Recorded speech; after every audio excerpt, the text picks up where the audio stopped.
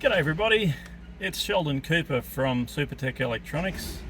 What's that, Penny? I'm removing a stereo, hang on. So today we're going to show you how to remove a Triton Stereo. This particular one is missing some lights on the touchscreen. If you've got a problem with it, you're welcome to send it off to Supertech Electronics after you remove it. Now the tools you will need today is a nice big flat spudger and a Phillips head screwdriver. Okay, let's get started. Now the way we removed ours is loose for video purposes, but we got it between the dash and we edged it out while placing a little bit of gentle force on this fascia.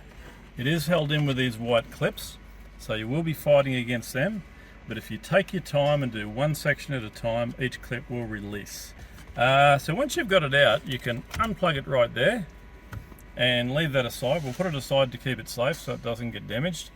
It will be held in with 1, 2, 3, 4 screws. Okay, so now that we've removed 4 screws from around the radio, it will come out.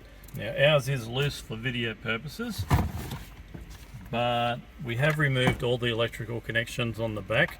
They're very easy. I'll show you how they come out.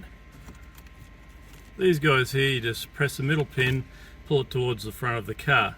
They will only go back in one place, so you won't get them wrong. And that unit is ready to send off to Supertech Electronics for repair.